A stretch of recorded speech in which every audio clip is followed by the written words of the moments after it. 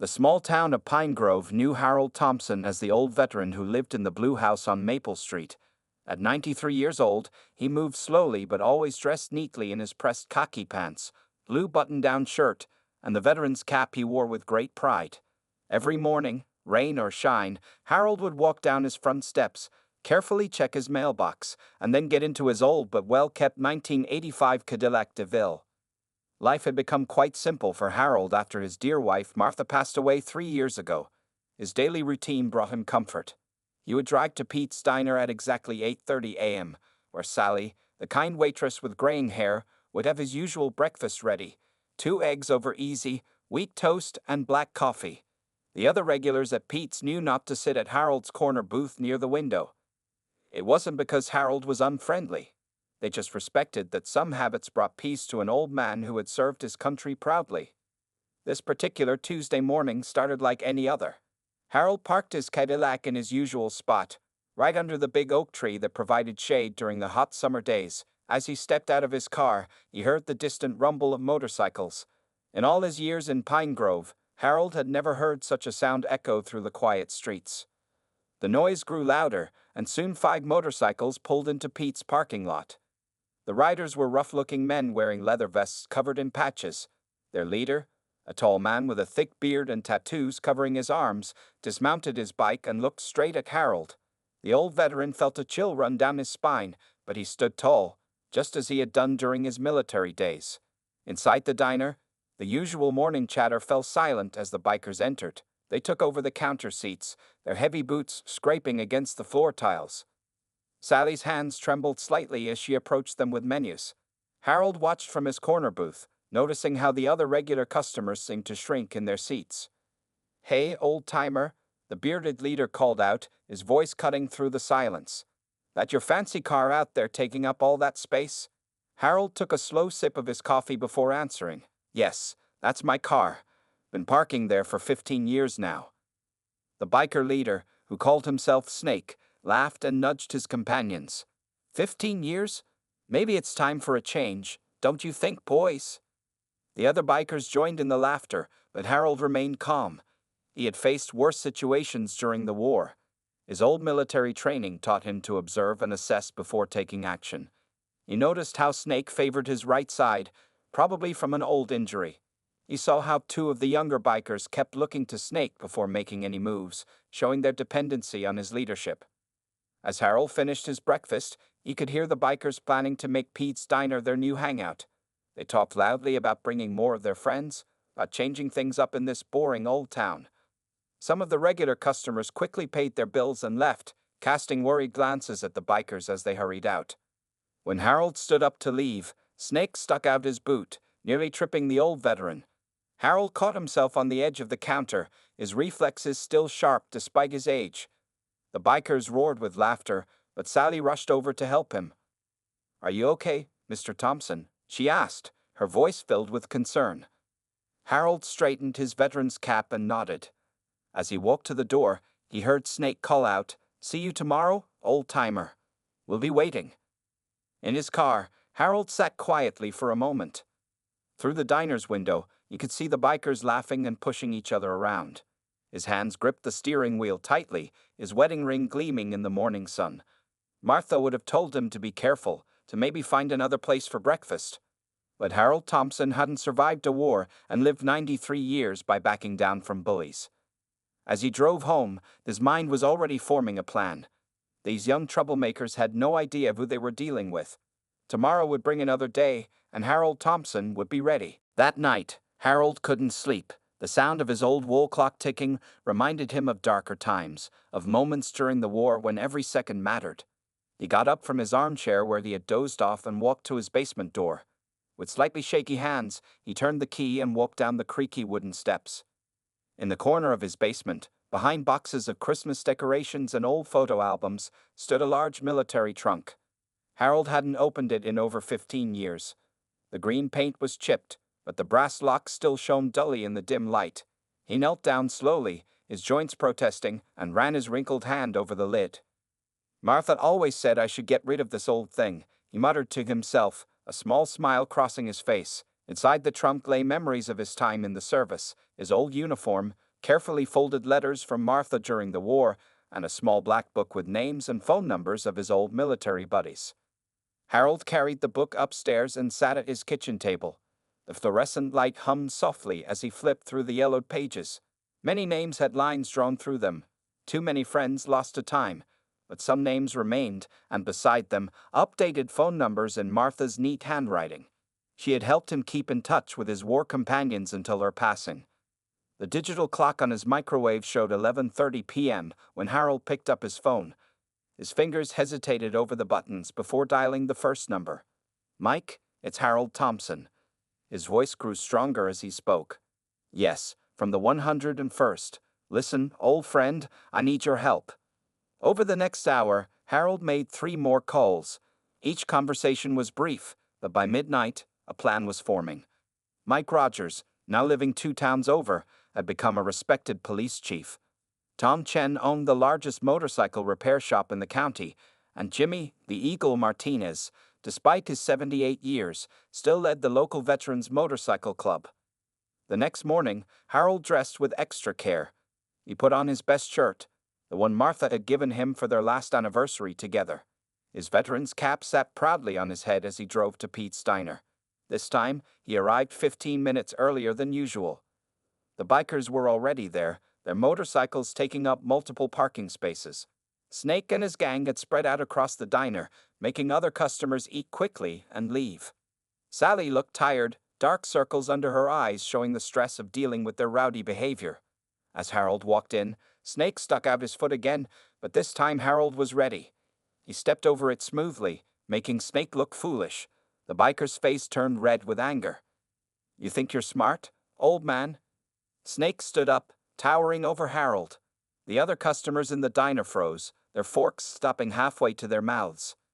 Harold calmly took his usual seat. Sally hurried over with his coffee, her hands trembling. "I wouldn't serve him if I were you," one of the younger bikers called out. "Might be his last meal." Snake walked over to Harold's table, placing both hands on it and leaning down. "You missed the message yesterday, Grandpa. This is our place now. You're not welcome here." Harold took a slow sip of his coffee, remembering similar intimidation tactics from his enemies during the war. He checked his watch, 8:45 a.m., right on schedule. The rumble started low and distant, but it grew quickly. Snake straightened up, looking confused. The sound of multiple motorcycles filled the air, getting louder and louder. But these weren't just any motorcycles. Harold recognized the distinctive sound of police sirens mixed in. Snake's face changed from confusion to concern as he moved toward the window. Harold allowed himself a small smile. The pieces of his plan were falling into place, just like in the old days. These young troublemakers were about to learn an important lesson about respecting their elders. Through the diner's windows, the morning sun glinted off dozens of approaching motorcycles, their riders wearing very different kinds of vests than Snake's gang. The cavalry was arriving, and Harold Thompson was ready for what would happen next. The sound of motorcycles grew louder until the whole diner seemed to shake. Snake and his gang watched in disbelief as the parking lot filled with bikes, but these weren't ordinary motorcycles. Each one gleamed in the morning sun, and their riders wore vests decorated with military patches and American flags. Police Chief Mike Rogers pulled up in his patrol car, followed by 2 more police vehicles. Behind them came Tom Chen in his large tow truck. The sight made Snake's face turn pale. Harold continued sipping his coffee, watching as more than 30 veteran bikers parked their motorcycles in a perfect circle around Snake's gang's bikes. Jimmy, the Eagle Martinez, led the veteran bikers into the diner. Despite being in his late 70s, Jimmy stood tall and strong, his vest covered with medals and service patches. The other veteran bikers followed him in, filling every empty space in the diner. They were all older men, most with gray hair, but their eyes showed the same strength that had served them in war years ago. "Harold," Jimmy called out with a warm smile, "sorry we're late for breakfast, old friend." Snake looked back and forth between Harold and the newcomers, his confidence clearly shaken. His gang members huddled closer together, suddenly looking much smaller than they had moments before. Police Chief Rogers walked in, his uniform neat and his badge shining. "Good morning, Harold," he said loudly. "These young men haven't been causing any trouble, have they?" Before Harold could answer, Tom Chen walked in with a stack of papers in his hand. Interesting thing, he said, looking at Snake's motorcycles through the window. Those bikes out there match the description of some that were reported stealing from gas stations 2 counties over. Snake's face went from pale to red. You can't prove anything, he shouted, but his voice cracked with fear. Jimmy walked over to Harold's table and sat down across from him. Other veteran bikers filled the surrounding booths, many nodding respectfully at Harold. Sally, the waitress, started smiling as she realized what was happening. You know, son, Jimmy said to Snake, when you picked this diner to cause trouble, you made 3 big mistakes. He held up his fingers to count them.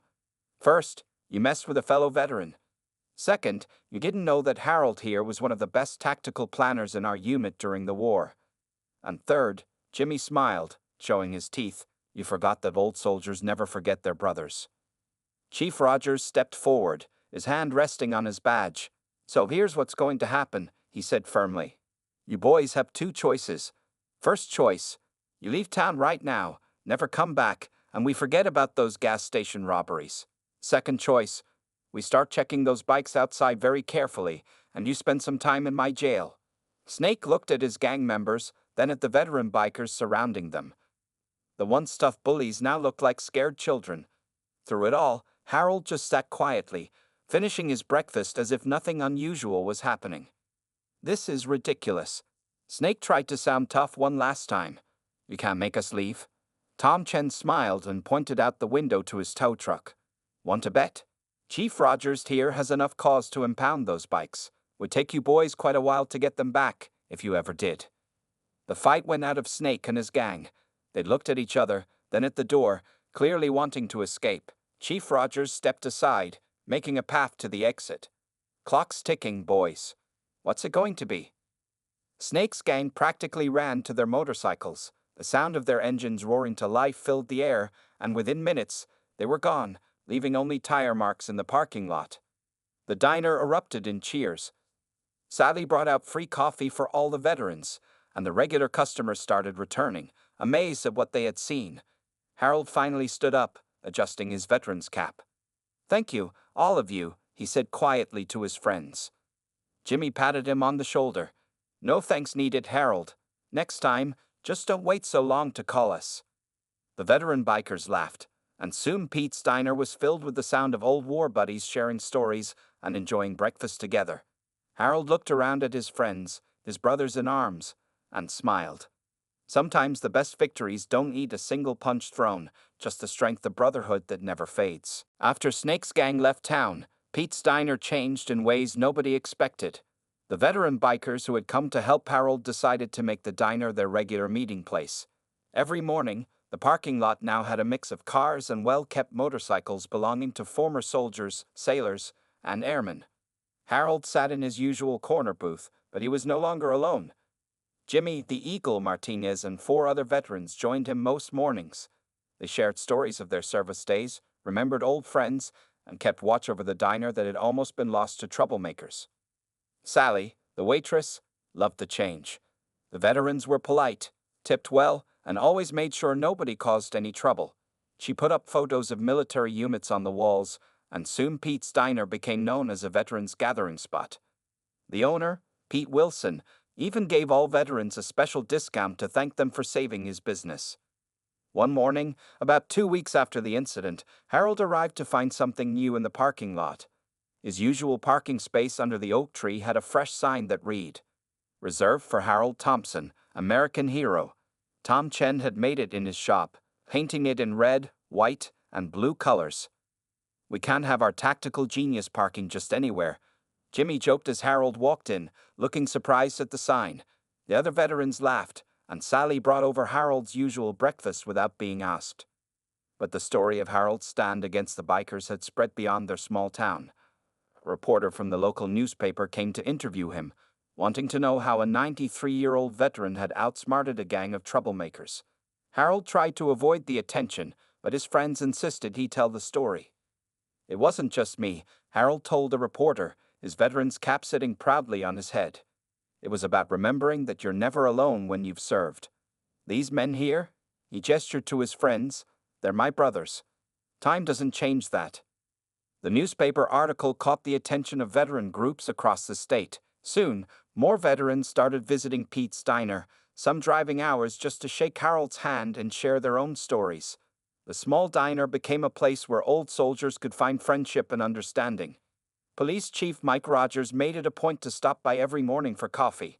He said it was just for breakfast, but everyone knew he enjoyed listening to the veterans' stories. His presence also ensured that no troublemakers would ever think about causing problems at Pete's again. One quiet morning, Harold brought something special to the diner, his old military trunk. He placed it carefully on his regular table, and his friends gathered around. Inside were photographs, medals, and letters from his time in service. Among them was a black and white picture of Harold as a young soldier, standing proud in his uniform. "Martha always said I should share these memories," Harold explained softly, touching a photo of himself and his wife at a military ball. She knew keeping them locked away wasn't right.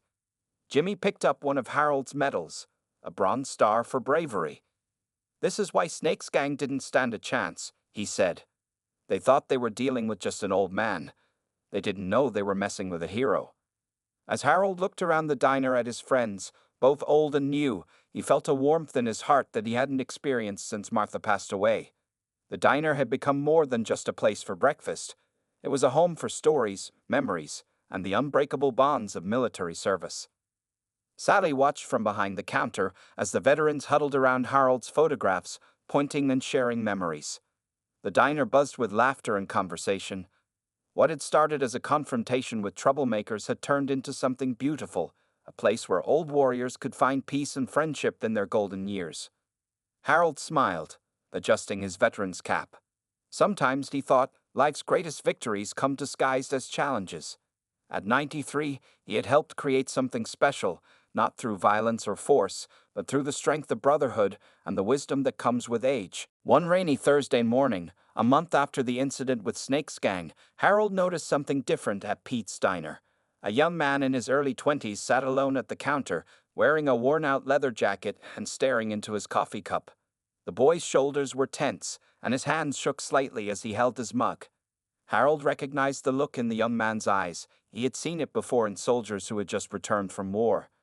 Jimmy noticed too, exchanging a knowing glance with Harold across the diner. "Mind if I join you, son?" Harold asked, leaving his regular booth to sit next to the young man. Up close, he could see the military haircut and a small Marine Corps pin on the jacket's collar. The young man looked up, surprised. "You're Harold Thompson," he said quietly. "My grandfather told me about you." "Your grandfather?" Harold asked, signaling Sally for 2 fresh cups of coffee. "Yes, sir. He was in Snake's gang," the young man said, his voice filled with shame. "I'm Kevin Roberts. My grandfather was one of the men who tried to take over this diner. He called me last week, told me what happened here, and about how you handled it without violence." Harold listened carefully as Kevin explained that his grandfather had been a changed man since that day. The show of brotherhood among the veterans had reminded him of his own time in Vietnam, something he had tried to forget by running with the wrong crowd. "My grandfather's too ashamed to come here himself," Kevin continued. "But he wanted me to give you this." He pulled out an old, folded photograph from his jacket pocket. The photograph showed a much younger version of one of Snake's gang members, standing proudly in a military uniform. On the back was written, "Charlie Roberts, United States Army, 1971. Just then, Tom Chen walked in, shaking off rain from his jacket. He took one look at the photograph and his eyes widened. "Charlie Roberts?" "Charlie Lucky Roberts from the 25th Infantry." Kevin nodded, surprised. "You knew my grandfather?" Tom sat down heavily on the next stool. "Knew him. He saved my unit's lives in 71. We lost touch after the war. I never would have recognized him with Snake's gang." The news spread quickly through the diner. Other veterans gathered around, looking at the photograph. Many shared stories about Charlie Roberts, the brave soldier who had lost his way after the war. Harold placed a gentle hand on Kevin's shoulder.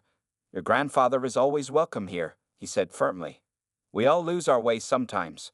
The important thing is finding the path back home." That afternoon, Harold called a special meeting of the veterans who regularly visited the diner. They sat in their usual spots while Sally served fresh coffee and Pete's famous apple pie. "Charlie Roberts needs his brothers," Harold said simply. "We can't let one of our own stay lost." The next day, 5 veteran bikers, led by Jimmy, rode to Charlie Roberts' house in the next town. They found him sitting on his porch, looking old and tired. When he saw them, he tried to go inside, but Jimmy called out, "Charlie Lucky Roberts, your breakfast is getting cold at Pete's." Charlie stopped, turned around, and began to cry. The tough biker who had tried to cause trouble was gone, replaced by a veteran who had been missing his real family for too long. Back at Pete's diner, Harold had Sally set an extra place at his regular table. When Charlie walked in, escorted by his grandson Kevin and the other veterans, the diner fell silent. Then Harold stood up, walked over to Charlie, and held out his hand. "Welcome home, soldier," Harold said. Charlie took Harold's hand, his eyes wet with tears. "Thank you, sir," he whispered. "Thank you for not giving up on one of your own." That morning, Pete's diner witnessed another kind of victory, not over enemies or troublemakers, but over the loneliness and loss that sometimes make good men lose their way. Harold looked around at his growing family of veterans and smiled. Sometimes the bravest thing a soldier can do is forgive. The story of Charlie Roberts' return spread quickly through the veteran community. More former soldiers who had lost their way started showing up at Pete's diner. Harold and his friends welcomed them all, no questions asked. The diner became known as a place where troubled veterans could find help and understanding. One morning, Sally rushed to Harold's table with worry on her face. "Mr. Thompson," she said, catching her breath, "I just got a call from my cousin who works at Memorial Hospital. Snake is there. He had a bad motorcycle accident last night." The diner went quiet. Charlie Roberts, who now sat regularly at Harold's table, looked up from his coffee. "Snake has no family," he said quietly. "He never told us much, but I know he's alone." Harold placed his napkin on the table and stood up slowly. "No veteran should be alone in a hospital," he said. Jimmy and Charlie nodded, understanding immediately. Within an hour, Harold walked into Memorial Hospital with Charlie, Jimmy, and Tom Chen beside him. They found Snake in a small room, his tough appearance gone. His leg was in a cast, and bandages covered his arms. When he saw his visitors, his eyes widened with fear and surprise. "We're not here to cause trouble, son," Harold said gently, taking a seat next to the bed. "We came because we heard you were alone." Snake tried to maintain his tough image, but his voice cracked when he spoke. "Why would you care? After what I did?" Harold pulled out his veteran's cap and placed it on the small table next to Snake's bed. "Because I saw your military tattoo the first day you came to the diner. Marines, right? Just like my grandson was." Snake's tough facade crumbled. Tears formed in his eyes as he looked at the cap. "2 tours in Afghanistan," he whispered. "Lost my best friend there. Couldn't handle being back home. Tried to be tough instead of dealing with it." Charlie stepped forward. "We've all been there, son. Some of us," he glanced at Harold with gratitude, "just had better people to help us find our way back." Over the next few hours, the old veteran sat with Snake, listening to his story. He had been a decorated Marine, but PTSD and loneliness had led him down a dark path. His gang wasn't really a gang at all, just lost veterans trying to find belonging in the wrong places. Harold made some phone calls. By evening, Mike Rogers had arranged for Snake to get help through the VA hospital's PTSD program. Tom Chen offered him a job at his motorcycle shop once he recovered. Jimmy promised that his veteran motorcycle club would give Snake and his friends a new brotherhood, one built on honor instead of fear. "Why are you helping me?" Snake asked Harold, still confused by the kindness of the man he had tried to intimidate. Harold smiled, picking up his cap from the table. "Because long ago, someone helped me when I came back from war. Sometimes the toughest battles aren't fought with weapons, son. They're fought in here." He tapped his chest, "and nobody should fight those battles alone." Sally was surprised when Harold returned to the diner that evening. He usually never came for dinner, but tonight was different. He had called ahead and asked her to prepare a special meal. The diner was full of veterans, old and young, from World War II to Afghanistan. They pulled tables together, making one long family-style setting. Harold sat at the head of the table, his veteran's cap back on his head. "Tonight," he announced, "we remember that every veteran is our brother or sister, no matter their past. And from now on, Pete's Diner isn't just a place for breakfast, it's a place for healing." Pete Wilson, the diner's owner, wiped tears from his eyes as he brought out extra chairs. Sally hung a new sign in the window that read, All veterans welcome, family forever. Harold looked around at the faces. Charlie Roberts finding peace, young Kevin proud of his grandfather's change, and even Snake's empty chair waiting for his return. At 93, he had found a new mission, helping lost soldiers find their way home. It wasn't the kind of battle he had trained for in the war, but it might have been the most important one of all. 3 months after helping Snake at the hospital, Harold was enjoying his usual morning coffee when Pete Wilson hurried over to his table, holding a letter in his trembling hands. "Harold, you need to see this," Pete said, his voice filled with excitement. The letter had an official government seal on it. It came this morning from the governor's office. The letter praised Pete's diner for becoming a model of veteran support and community healing. But what caught everyone's attention was the last paragraph. The governor wanted to visit the diner personally to present Harold with a special state medal of honor for his work with troubled veterans. "I don't need any medals," Harold protested, adjusting his veteran's cap. But Sally, who had been reading over his shoulder, was already on the phone spreading the news. Within an hour, the diner was packed. Snake, now walking with a cane and wearing a clean mechanic's uniform from Tom's shop, sat at the counter. His leg had healed well, and the VA program was helping him deal with his PTSD. Charlie Roberts and his grandson Kevin arrived shortly after, followed by dozens of other veterans who had found their way to Pete's over the past months. "You deserve this, Harold," Jimmy said firmly. "You turned this place into more than just a diner. You made it a home for lost soldiers." The news spread quickly through town. The local paper ran a story about Harold's life, from his military service to his recent work helping veterans. People were amazed to learn that the quiet 93-year-old had not only stood up to troublemakers, but had then helped transform their lives. The day of the governor's visit arrived bright and clear. The parking lot of Pete's Diner was filled with motorcycles, cars, and even a few military vehicles brought by active service members who had heard the story. American flags lined the street, and a small stage had been set up outside the diner. Harold tried to wear his best suit, but his friends insisted he wear what he always wore, his comfortable clothes and his veteran's cap. "That's who you really are," Sally told him as she straightened his collar. The governor arrived with a police escort, but what touched Harold most was the honor guard, made up entirely of veterans he had helped over the past months. Snake, standing tall despite his cane, led the group. They all wore their military decorations proudly. During the ceremony, the governor shared stories that surprised even Harold. Veterans from across the state had written letters about how Pete's Diner had inspired them to start similar programs in their own towns. The Harold Thompson model, they called it, where veterans helped other veterans find their way back home. "This isn't just about one brave man standing up to troublemakers," the governor said. "This is about a hero who saw past the surface and recognized the pain of fellow veterans, even when they appeared as enemies."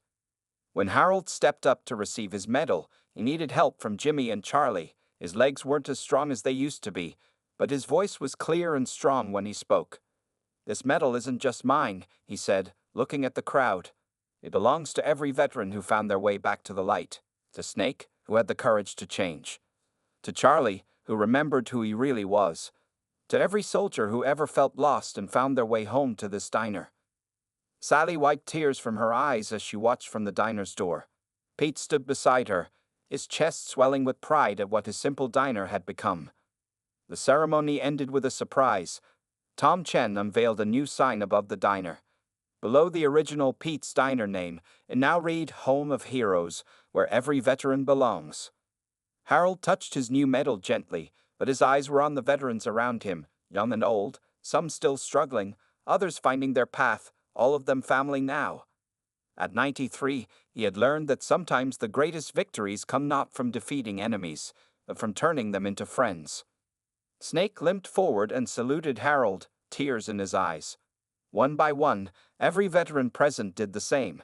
The old soldier who had once been bullied by bikers now stood tall, surrounded by a family forged not by blood, but by understanding, forgiveness, and love. 1 year after the governor's ceremony, Pete's Diner was busier than ever. On this special morning, veterans from across the country had gathered to celebrate Harold's 94th birthday. The parking lot was so full that cars lined both sides of the street for 3 blocks. Snake, now walking without his cane and wearing his old marine dress uniform, stood at the door greeting visitors. His PTSD therapy had gone well, and he had become Harold's most dedicated helper at the diner. Tom Chen had promoted him to manager of the motorcycle shop, where he helped train other veterans in motorcycle repair. Inside, the diner had changed. The walls were covered with hundreds of photographs, veterans from different wars, all smiling, all finding peace at this special place. A large frame held Harold's State Medal of Honor, but next to it was something even more precious, a collection of before and after photos showing the veterans whose lives had changed because of Harold's kindness. Sally moved between tables with her usual grace, but now she had help. Kevin, Charlie Roberts' grandson, had started working at the diner part-time while attending college on a veterans support scholarship that Harold had helped create. "Attention, everyone," Jimmy called out, tapping his coffee cup with a spoon. The diner fell silent as Harold slowly stood up from his usual booth. "I have an announcement to make," Harold said, his voice softer than a year ago but still clear. "I've been thinking about the future of our family here." He reached into his pocket and pulled out a set of papers.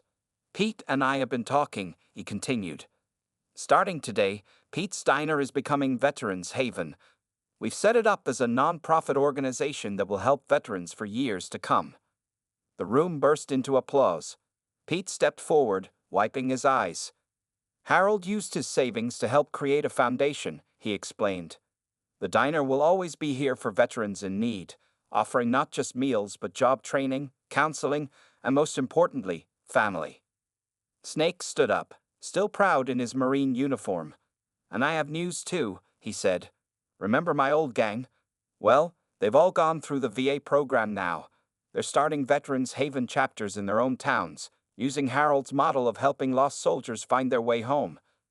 Charlie Roberts hugged his grandson Kevin, both men crying openly. Around the diner, veterans young and old shared looks of understanding. This place had saved many of them, and now it would help save others. Harold sat back down, tired but happy. He took off his veteran's cap and looked at it thoughtfully. "Martha would have loved this," he said quietly to Jimmy. "She always said I needed a mission after the war. Took me 93 years to find it." Suddenly, the sound of motorcycles filled the air. Everyone rushed to the windows. Hundreds of bikes were arriving, veteran riders from across America who had heard Harold's story. They parked in neat rows, and the riders walked into the diner carrying something special, their own veterans' caps. One by one, they placed their caps on Harold's table, each with a note of thanks attached. The caps formed a mountain of gratitude, a testament to lives changed and souls healed. Sally brought out a huge birthday cake, decorated with an American flag and the words, "Thank you, Harold." As everyone sang happy birthday, Harold looked around at his extended family, Snake standing tall and proud, Charlie Roberts at peace with himself, young Kevin full of hope for the future, and countless other veterans whose lives had been touched by this special place. "Make a wish," Sally called as Harold prepared to blow out the candles. Harold smiled, tears in his eyes. "My wish already came true," he said. "I wished for a family, and I got the biggest, best family any old soldier could want." As the celebration continued, Harold thought about his journey. What had started as a confrontation with troublemaker bikers had grown into something beautiful, a legacy of love, understanding, and healing that would continue long after he was gone. The old veteran sat back in his booth, surrounded by love and respect, knowing that sometimes life's greatest victories come not from fighting battles, but from opening hearts. At 94, Harold Thompson had finally completed his most important mission, showing that it's never too late to make a difference in the world, one veteran at a time.